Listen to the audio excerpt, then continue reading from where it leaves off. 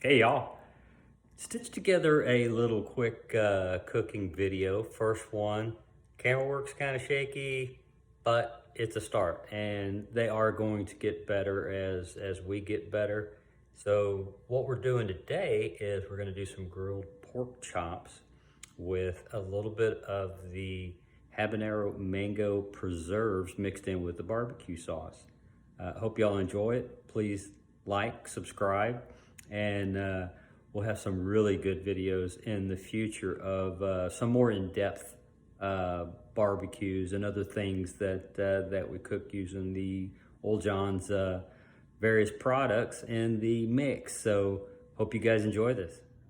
Here we have the pork chops, rinsed to get all little bone fragments off, seasoned, tossed off in the refrigerator for a couple hours. Now we're going to take a little bit of the habanero mango, about a tablespoon, add it to about 4 tablespoons of barbecue sauce. Getting our coals lit, a nice little pile. Once they're ready, we're going to spread them out in a rectangle because we're going to be putting our pork chops to the side of each fire. We don't want to grill it too fast. These aren't going to be fast grilled. They're going to be slower smoked. So get those coals in kind of a rectangular pattern. No matter what kind of pit you're using, you're just trying to create a space on either side where you'll be laying your pork chops to get them off of that direct heat. And yeah, that fire is really hot. My tongs are a bit long. If you don't have long tongs, I would definitely recommend you get some longer ones for this. And now that that is where we want it, we're going to start adding a bit of apple wood that I've soaked in some water for about an hour to keep it from burning up right away. You want some of that apple wood smoke to be infusing into the pork chops, and use your favorite wood. Now we'll scrape some of those bits of the previous barbecue off. Some people like to leave it on, a little bit of flavor, but depending on what we're cooking each time, most of the time I'll try to get some of those bits of carbon off. Everybody's got their own method for doing this. You can rub it with an onion or whatever you do. Now we've covered it, got some good smoke rolling. Now we're gonna put these nice dry rub marinated pork chops on each side of the fire, and you'll see even in a short amount of time, apple wood's such a soft wood that moisture from them soaking will start to evaporate, and they will start to catch. As soon as we get that pit covered again, those will go out.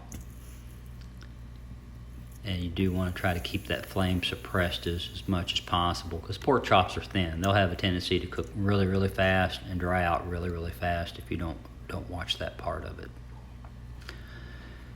So as you can see now, we've got some decent smoke starting to boil out from the vents, and opening it up really quick to get that flipped and get that fire suppressed. Just within moments of taking the top off, you're gonna get flame up. That's okay. Just work quickly. You'll get that lid back on and you'll get that flame back out, and it'll, as you're going along each time, you're gonna get a nice searing. And watch, within just seconds, watching that vent, you'll know right away that fire's gone back out. Boom, there's all our smoke again. Perfect, that's exactly what you're expecting to see each time. So we've already glazed one side of the pork chops. I usually do each side twice. So I'll give it a quick glaze, give it a few minutes for that to kind of crust, then I'll flip it. I'll do the other side, because we like our barbecue sauce a little bit glazed, a little bit dried, if you will, instead of just gooey, thick glaze on there that's getting everywhere. We like ours kind of caramelized a little bit. So I'll do 2 flips, giving a couple of minutes between each one to let that kind of sink in. And then this looks like I'm going to be doing my final baste on this one, which is the mango habanero, and give it a nice good coating. Hey, sorry for the camera work. One man trying to do it with one hand. We did pull the pork chops off, and we did cover them, put them on a serving platter, covered them with foil, let them rest on the counter for about 5 minutes. They're thin, Thicker meat, sometimes you'll let it rest 5 to 10 minutes to keep that moisture in, get more of that flavor absorbed in.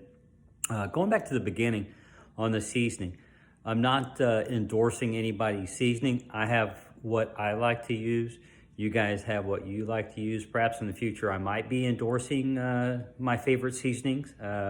Maybe I'd be willing to try your seasoning if you have one and you'd like to talk to me about that, and we'll put it on a future video. That'd be great. Also, the same with barbecue sauce. There's so many different barbecue sauces out there. I do buy commercial. I buy a couple of different ones and blend them, actually. I've made my own. Everybody's preference is different on some of those little things. Same as the wood. Today I used applewood. It's a really great flavor on pork and chicken. Tomorrow I might use mesquite, or the next day I might use hickory. Those are my 3 predominant woods that I like to use, and oak as well, if I didn't mention that. I don't think I mentioned that. But so I do change up the woods depending on mood, flavor, how long I'm cooking it, and how much I want the smoke to permeate into the meat and into the ultimate flavor. Other than that, I appreciate you guys watching. Obviously, I've got some work to do on the camera setup. Try to get the quality of the videos a little bit better. I appreciate you sitting through this if you watched to the end, and there will be more coming that will be better. Thanks for watching. Like, share, bye.